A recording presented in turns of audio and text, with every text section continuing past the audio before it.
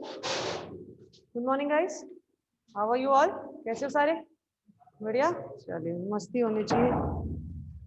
कल हम लोग लिपिड्स कर रहे थे ना, जिसमें से हम लोगों ने कल बात कर रहे थे हम लोग क्लासिफिकेशन ऑफ लिपिड, यानी कि लिपिड के वर्गीकरण के बारे में, जिसमें से मैंने आपको साबुनीकरण और असाबुनीकरण लिपिड दोनों के बारे में बताया था कि क्या अंतर होता है दोनों में। इसके अलावा हमने बात की थी कि लिपिड को 3 में विभाजित किया गया है, किस किस में? सरल लिपिड, संयुग्मित लिपिड और व्युत्पन्न लिपिड। ठीक है, ये हमने बात करी थी। तो एक चार्ट है, पहले वो चार्ट बना लें। जिनके पास बुक्स है, अगर वो नहीं बनाना चाहते तो इट में भी ओके। मैं यहाँ बना रही हूँ क्योंकि बुक में आपके में दे रखा है।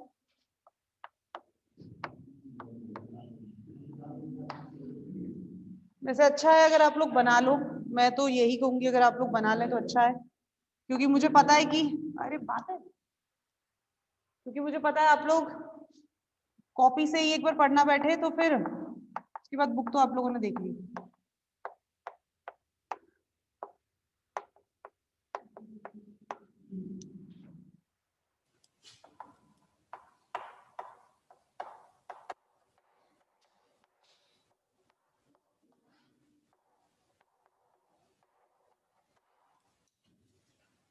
साबुनीकरण लिपिड और असाबुनीकरण लिपिड।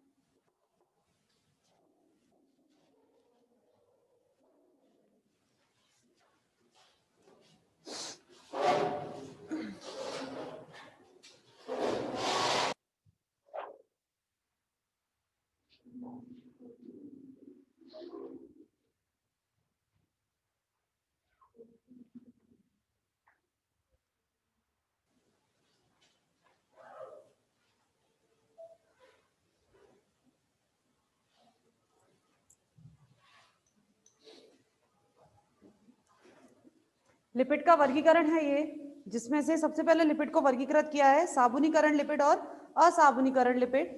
साबुनीकरण लिपिड सेपोनिफिएबल लिपिड और असाबुनीकरण लिपिड नॉन सेपोनिफिएबल लिपिड। ठीक है, इसके बाद साबुनीकरण लिपिड, इसको फिर दो में वर्गीकृत किया गया है, सरल लिपिड और संयुग्मित लिपिड। सरल लिपिड यानी सिंपल लिपिड, संयुग्मित लिपिड यानी कि कॉन्जुगेटेड लिपिड। ठीक है, सरल लिपिड को दो में वर्गीकृत किया गया है, एक है उदासीन लिपिड यानी कि न्यूट्रल लिपिड। जो बात हम लोगों ने कल करी थी आप लोगों से, स्ट्रक्चर जो मैंने आपको बनाया था एस्टर का, जिसमें मैंने आपको बोला था कि जो लिपिड की संरचना है ट्राइग्लिसराइड, अगर आपको याद हो मैंने आपको कहा था कि इनको ज्यादातर हम ट्राइग्लिसराइड कहते हैं, जिसमें ग्लिसरॉल होता है, साथ में क्या होता है, वसा अम्ल रहता है। जो कल हमने आपसे बात करी थी वो कौन से होते हैं आपके, उदासीन लिपिड होते हैं। ठीक है, वो कौन से लिपिड होते हैं आपके, उदासीन लिपिड होते हैं यानी कि न्यूट्रल लिपिड होते हैं।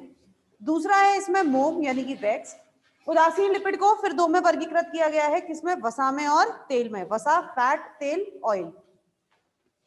संयुग्मित लिपिड, संयुग्मित लिपिड वो लिपिड होते हैं जिनमें लिपिड के साथ साथ दूसरा ग्रुप भी जुड़ा होता है, जैसे कि आप सामने देख सकते हैं तीन में वर्गीकृत किया गया है। कौन कौन से हैं, फॉस्फोलिपिड, ग्लाइकोलिपिड और लाइपोप्रोटीन। नाम से समझ में आ रहा है ये ऐसे लिपिड हैं जिसमें फॉस्फोरस समूह इनके साथ जुड़ा हुआ होगा, ये ऐसे समूह है जिनमें कार्बोहाइड्रेट इनके साथ जुड़ा होगा। ग्लाइको का मतलब क्या है, जो हम बात करते हैं ग्लिसरॉल, ये आपके ग्लाइकोजन, ग्लूकोज, ठीक है ना। तो जितने भी आपके शुगर यानी कि शर्करा होते हैं, अगर कार्बोहाइड्रेट ग्रुप लिपिड के साथ जुड़ता है तो हम उसको क्या कहते हैं, ग्लाइकोलिपिड। ठीक है, तीसरा है लाइपोप्रोटीन। लाइपोप्रोटीन का मतलब क्या है कि लिपिड के साथ क्या जुड़ा हुआ है, प्रोटीन। ठीक है, इसके बाद फॉस्फोलिपिड, फॉस्फोलिपिड को दोबारा से तीन में वर्गीकृत किया गया है। कौन कौन सा, फॉस्फोग्लिसराइड, फॉस्फोइनोसिटाइड्स और फॉस्फोस्फिंगोसाइड। वैसे तो ये आपके आगे आएगा और इसमें हम आपको बकायदा लिखवाएंगे, लेकिन आपको इधर मैं बता देती हूँ ये क्या चीज है, फॉस्फोग्लिसराइड। फॉस्फोग्लिसराइड का मतलब क्या है कि इसमें जुड़ने वाला जो समूह है, इसमें जो जुड़ने वाला समूह है फास्फोरस का, वो कौन सा समूह है। ठीक है, जैसे इसमें हम बात करते हैं तो इसमें आता है, इसमें भी फॉस्फोग्लिसराइड, फॉस्फोइनोसिटाइड और फॉस्फोस्फिंगोसाइड, ये जो आप देख रहे हैं, आगे जब हम बात करेंगे तो इनको भी फर्दर वर्गीकृत किया गया है। ठीक है, जैसे कि फॉस्फोग्लिसराइड, इसको आगे लेसिथिन, जिसे हम फॉस्फेटिडाइल कोलिन भी कहते हैं, उसमें वर्गीकृत किया गया है, पर अभी हम इतना नहीं देखेंगे क्योंकि एक एक करके पढ़ते जाएंगे। ये हालांकि याद आपको ही रखने हैं, पर एक एक करके वही बात करेंगे, अभी इसको इतना कॉम्प्लिकेटेड नहीं बनाते हैं। ठीक, देन उसके बाद फिर आपके आते हैं व्युत्पन्न लिपिड यानी कि आपके डिराइव्ड लिपिड, जिसे हम बोलते हैं डिराइव्ड लिपिड, व्युत्पन्न लिपिड। व्युत्पन्न लिपिड हम जानते हैं, ये बात मैंने आपको बताई थी, व्युत्पन्न लिपिड क्या होते हैं, जो दूसरे लिपिड से बनते हैं। ये चीज हमने प्रोटीन में भी बात करी थी कि जो दूसरी प्रोटीन से बने वो व्युत्पन्न प्रोटीन, ऐसे ही जो दूसरे लिपिड से उत्पन्न होते हैं वो कौन से होते हैं, व्युत्पन्न लिपिड। व्युत्पन्न लिपिड को फिर इनको भी वर्गीकृत किया गया है, किस किस में, स्टेरॉइड, कैरोटिनॉइड्स और टर्पीन्स। स्टेरॉइड्स जैसे कि आप सब जानते हैं हमारी शरीर में ही कई हार्मोन है, प्रोजेस्टेरोन, टेस्टोस्टेरोन, ठीक है, वो क्या है, स्टेरॉइड्स हैं। ठीक है, कैरोटिनॉइड्स मेरे ख्याल से एल्गी सबने पढ़ा है फर्स्ट ईयर में, फर्स्ट ईयर में एल्गी के पिगमेंट सबने पढ़े होंगे, पढ़े हैं, जिसमें उसको क्लोरोफिल में, कैरोटिनॉइड्स में और फाइकोवैलेंस में तीन में वर्गीकृत किया गया था। ठीक है, कैरोटिनॉइड्स को वापस से वर्गीकृत किया गया था कैरोटीन और ज़ेंथोफिल में, अगर आप लोगों को याद हो तो। ठीक है, तो ये वही कैरोटिनॉइड्स हैं, ये वही कैरोटिनॉइड्स हैं जो काम करते हैं किसमें, अगर हम एल्गी की बात करें तो एल्गी में कैरोटिनॉइड्स का क्या काम रहता है, ये सूर्य के प्रकाश को अवशोषित करते हैं और उतना प्रकाश क्लोरोफिल को पहुंचाते हैं जितने प्रकार की प्रकाश की उसको आवश्यकता होती है। ठीक है, कैरोटिनॉइड्स। तीसरे हैं आपके टर्पीन्स। टर्पीन्स लिपिड से ही व्युत्पन्न होते हैं और इसके बाद हम आपको यहां पर भी बताएंगे, और इसके बाद जो आपका नेक्स्ट चैप्टर है सेकेंडरी मेटाबोलाइट्स, ठीक है, इसके बाद लिपिड के बाद जो आपका नेक्स्ट चैप्टर है सेकेंडरी मेटाबोलाइट्स, उसमें बहुत क्लियरली हमें टर्पीन्स पढ़ना है। टर्पीन्स क्या चीज हैं, टर्पीन्स पादप में पाए जाते हैं और मैं ये कह सकती हूँ कि पादप की श्रेणी में पाए जाने वाले सेकेंडरी मेटाबोलाइट्स, पादप में पाए जाने वाले सेकेंडरी मेटाबोलाइट्स, उनमें सबसे ज्यादा जो सेकेंडरी मेटाबोलाइट्स है वो कौन से हैं, टर्पीन्स हैं। ठीक है, और इनका मेन कार्य मैं कहूं, अगर इनका मेन कार्य क्या होता है पादप के अंदर, तो पादप के अंदर इनका मेन काम होता है कि ये पादप को किसी भी फंगल पैथोजन, ठीक है, किसी भी फंगस के प्रति, किसी कवक के प्रति, किसी वायरस के प्रति क्या प्रदान करते हैं, उसको प्रोटेक्शन प्रोवाइड करते हैं, यानी कि उसको आत्मनिर्भर बनाते हैं, उसको इम्यूनिटी प्रोवाइड करते हैं। आ रही बात समझ में? ठीक है, तो टर्पीन्स को हम वहां भी पढ़ेंगे और यहाँ पर भी हमें थोड़ा सा टर्पीन्स के बारे में पढ़ना है। तो ये बेसिकली पूरा वर्गीकरण है, और ये मान के चलो बच्चों, अगर लिपिड से क्वेश्चन बनता है, अगर लिपिड से क्वेश्चन बनेगा तो वो डेफिनेटली आपका वर्गीकरण से ही बनेगा। ठीक है, अगर लिपिड से क्वेश्चन बनता है तो वो डेफिनेटली क्या बनता है, आपका लिपिड का वर्गीकरण। ठीक है, तो इसको हम हल्के में नहीं लेंगे, एक एक करके सबके बारे में थोड़ी थोड़ी डिटेल हम लिखेंगे और पढ़ेंगे भी। तो सबसे पहले हम बात करेंगे सरल लिपिड। सबसे पहले बात करेंगे सरल लिपिड। सरल लिपिड, सरल का मतलब क्या है? सिंपल, ठीक है, जिसमें भी कोई तामझाम ना हो। तो सिंपल हमने अभी जब हमने इसकी स्ट्रक्चर संरचना पढ़ी थी तब भी मैंने आपको बताया सरल लिपिड क्या होते हैं, जो केवल किसके बने होते हैं? वसा अम्लों के बने होते हैं और अल्कोहल के बने होते हैं। तो सरल लिपिड में हम लिखेंगे सरल लिपिड अल्कोहल एवं वसा अम्लों के एस्टर होते हैं। सरल लिपिड अल्कोहल एवं वसा अम्लों के एस्टर होते हैं।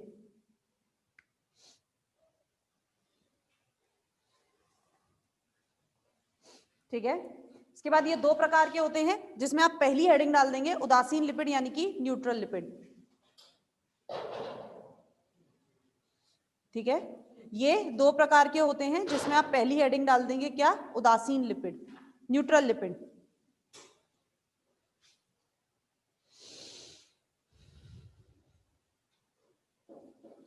ठीक है, उदासीन लिपिड में लिखेंगे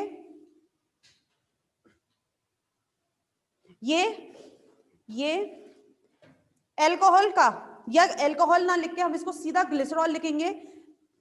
क्यों लिखेंगे ये बात भी मैं आपको यहाँ बता देती हूँ, क्योंकि हम क्या पढ़ रहे हैं? सरल लिपिड पढ़ रहे हैं। मैंने जब आपको पहले बताया था, जब संरचना मैंने आपको लिपिड की बताई थी, तब मैंने आपको वहां बात करी थी कि ज्यादातर हम किसकी बात करते हैं? अल्कोहल अगर हम बात कर रहे हैं तो अल्कोहल में हम ज्यादातर किसकी बात करते हैं? ग्लिसरॉल की बात करते हैं। कुछ ही एक ऐसे कॉम्प्लेक्स लिपिड होते हैं जिनमें अल्कोहल में ग्लिसरॉल की जगह कोई और लंबी श्रृंखला युक्त आपको अल्कोहल देखने को मिलता है। लेकिन हम यहाँ बात किसकी कर रहे हैं? सरल लिपिड। तो सबसे सरल यानी कि ग्लिसरॉल ही इनमें मिलता है। तो आप इसमें लिखेंगे ये ग्लिसरॉल के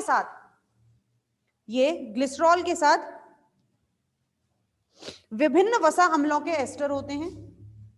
ये ग्लिसरॉल के साथ विभिन्न वसा अम्लों के एस्टर होते हैं।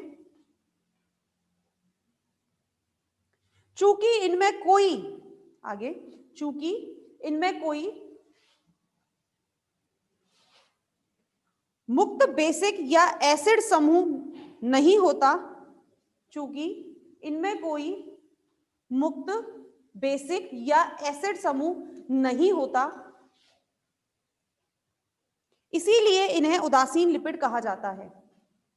इसीलिए इन्हें उदासीन लिपिड कहा जाता है।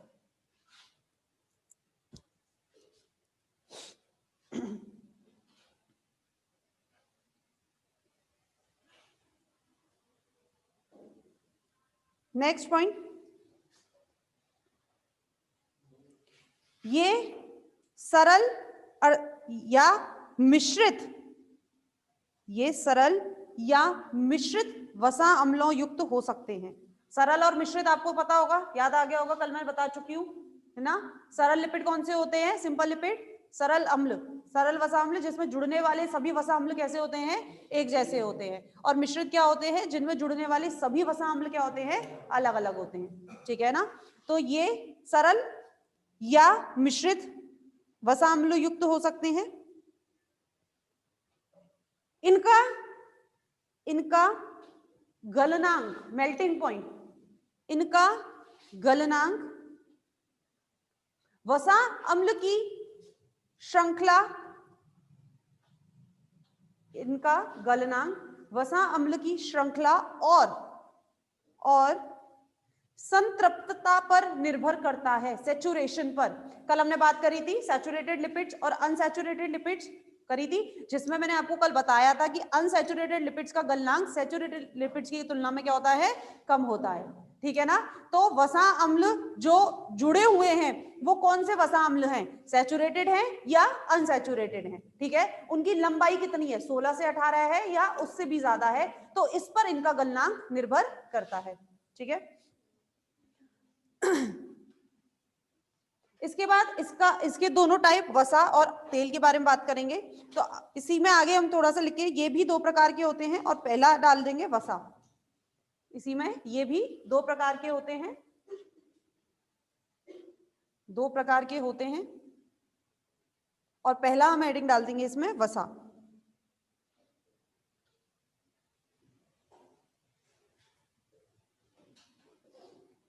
देखो दोनों को किस पर अलग अलग किया गया है यहां पर ही हम बता सकते हैं, चाहो तो आप लोग अपने इसमें भी ऐड कर सकते हो याद रखने के लिए।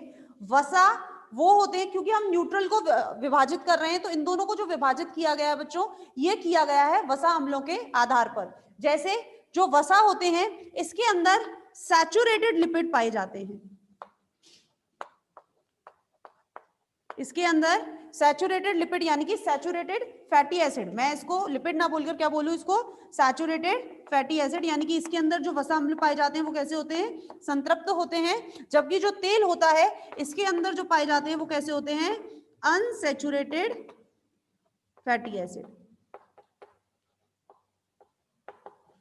आ रही है बात समझ में? ठीक है। दूसरा पॉइंट जो हम इसमें बात कर सकते हैं वो क्या कर सकते हैं कि जो वसा होते हैं ये सामान्य तापक्रम पर या सामान्य तापमान पर ये कैसे रहते हैं, ठोस रहते हैं। ठीक है, तो मैं कह सकती हूँ कैसे रहते हैं, ठोस रहते हैं सामान्य तापमान पर। जबकि तेल जो होता है ये सामान्य तापमान पर कैसा रहता है, लिक्विड रहता है, यानी कि जलीय कह सकते हैं हम इसको, जलीय प्रकार का रहता है। आ रही है बात समझ में? ठीक है, तो चाहो तो यहाँ पे भी लिख सकते हो, चाहो वहीं पे भी ऐड कर सकते हो, लिख लो, यहीं लिख लो। इन उदासीन लिपिड में, वसा में लिख लेंगे, इन उदासीन लिपिड में संतृप्त वसा अम्ल पाए जाते हैं। इन उदासीन लिपिड में संतृप्त वसा अम्ल पाए जाते हैं तथा ये सामान्य तापमान पर, तथा ये सामान्य तापमान पर ठोस होते हैं।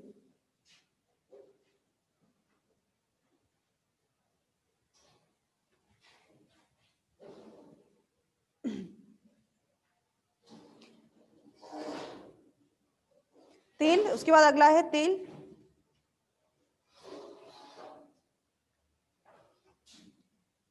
इनमें असंतृप्त वसा अम्ल अधिक होते हैं। इनमें, तेल में लिखना है, तेल हेडिंग डालनी है, उसमें लिखना है, इनमें असंतृप्त वसा अम्ल अधिक होते हैं तथा ये सामान्य तापमान पर तरल अवस्था में होते हैं।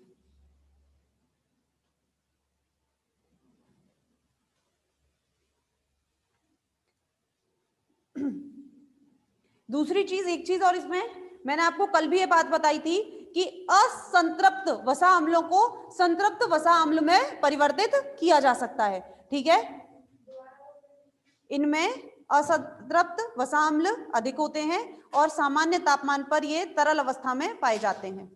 ठीक है, ये बात मैंने आपको कल भी बताई थी कि असंतृप्त यानी कि अनसैचुरेटेड को सैचुरेटेड में बदला जा सकता है, और वनस्पति घी जो आपका आता है, ठीक है, वो इसी का प्रकार है। ठीक है, तो आप इस पॉइंट को चाहो तो नोट डाल के भी लिख सकते हैं। इन अम्लों को या इनके अम्लों को, इस तरह लिखो, इनके अम्लों को, इनके अम्लों को संतृप्त कर, इनके अम्लों को संतृप्त कर उन्हें वसा में परिवर्तित किया जा सकता है। उन्हें वसा में परिवर्तित किया जा सकता है। इसी में चाहो तो आगे लिख सकते हो, वनस्पति तेल से घी इसी प्रकार बनाया जा सकता है। वनस्पति घी जो आता है, वेजिटेबल ऑयल, ठीक है, वनस्पति तेल से घी इसी प्रकार बनाया जाता है।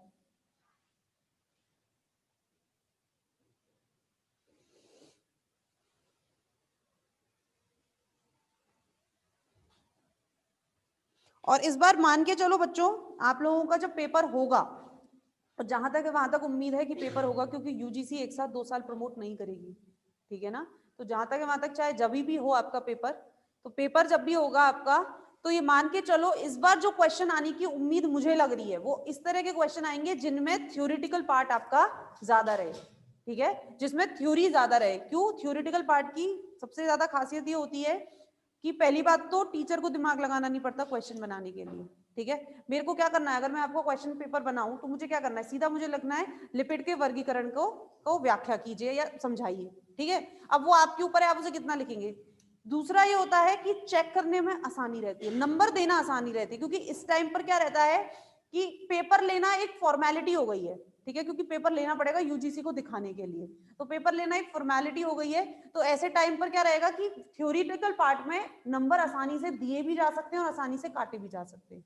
तो इसीलिए इस बार ऐसी बन रही है कि आप लोगों का जो ज्यादातर पेपर आएगा वो थ्योरेटिकल पार्ट आएगा, डायग्रामेटिक पार्ट या फिर उसमें चार्ट बनाना हो या कुछ ऐसा पार्ट, ये मुझे लग रहा है इस बार कम आएगा, ऐसा मेरा और कुछ मेरे टीचर्स का मानना है। बाकी तो फिर खैर राम जाने, जो पेपर सेट करेगा वही जानता है।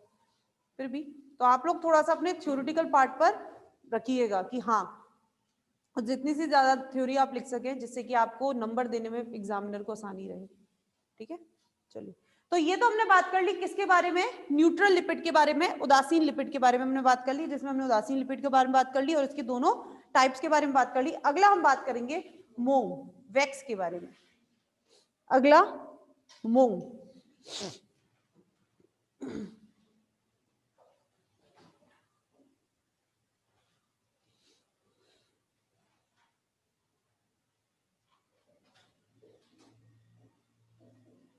अब बात हम सरल लिपिड की कर रहे हैं, ठीक है। सरल लिपिड में बात हम किसकी कर रहे हैं, उदासीन लिपिड हम बात कर चुके हैं, तो फिर मोम कैसे अलग है उदासीन लिपिड से, वो बात मैं आपको यहाँ बता देती हूँ। दरअसल अभी तक हमने पढ़ा कि उदासीन लिपिड में जो संरचना होती है या जो एस्टर होता है वो किसका होता है, ग्लिसरॉल का होता है, ये बात मैंने आपको बताई थी, ग्लिसरॉल का होता है। तो यहाँ पर यही अंतर आ जाता है कि जो मोम होता है इसमें जो एल्कोहल होता है वो लंबी श्रृंखला युक्त होता है, यानी कि ग्लिसरॉल नहीं होता है, ठीक है। साथ में दूसरा चेंज जो आता है कि इसमें जो वसा अम्ल जुड़ते हैं उनकी फिर भी लंबाई कम रहती है, जबकि मोम में जुड़ने वाले जो वसा अम्ल रहते हैं उनकी श्रृंखला कैसी होती है, लंबी होती है, ठीक है। तो आप इसको यहां लिखेंगे, मोम मोम दीर्घ श्रृंखला युक्त, मोम दीर्घ श्रृंखला युक्त वसा अम्ल, दीर्घ श्रृंखला युक्त वसा अम्ल अथवा एल्कोहल के एस्टर होते हैं, एल्कोहल के एस्टर होते हैं।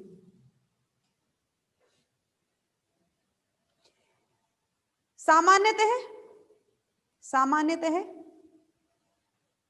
इनमें उपस्थित कार्बन अणुओं की संख्या, सामान्यतः इनमें उपस्थित कार्बन अणुओं की संख्या 16 से 30 तक होती है, सामान्यतः इनमें उपस्थित कार्बन अणुओं की संख्या 16 से 30 तक होती है।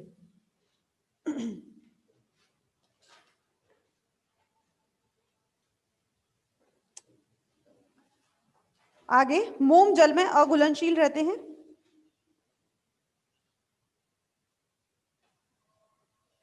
जल में अघुलनशील रहते हैं और इनका ऑक्सीकरण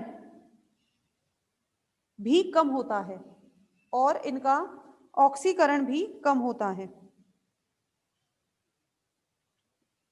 तथा ये रासायनिक रूप से निष्क्रिय होते हैं,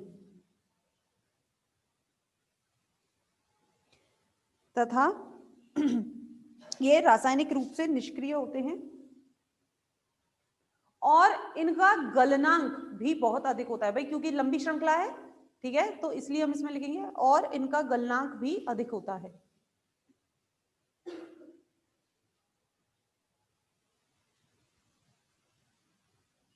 नेक्स्ट पॉइंट, ये पादपों की पत्तियों के ऊपर, ये पादपों की पत्तियों के ऊपर तथा फलों के ऊपर, ये पादपों की पत्तियों के ऊपर तथा फलों के ऊपर एक रक्षी परत के रूप में पाए जाते हैं, पाया जाता है भाई, वैक्स पाया जाता है, आप सबने पढ़ा है।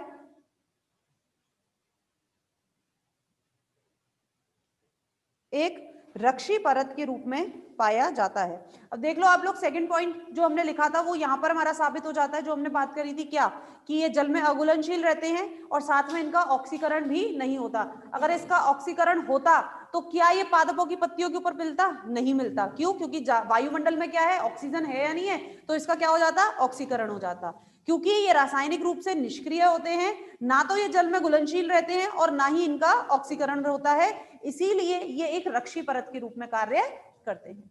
ठीक है, चलिए, तो ये तो बात, इसमें एक एग्जाम्पल लिख लो इसका, एग्जाम्पल वसा अम्ल का, इसका सॉरी मोम का, कार्नोबावैक्स, कार्नोबावैक्स।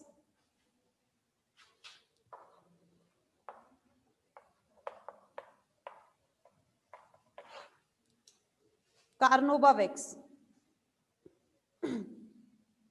ठीक है, तो ये बात हो गई किसकी? मोम की। और यहां ही आपके क्या खत्म हो गए? सरल लिपिड। अब बात करेंगे किसकी? संयुग्मित लिपिड की।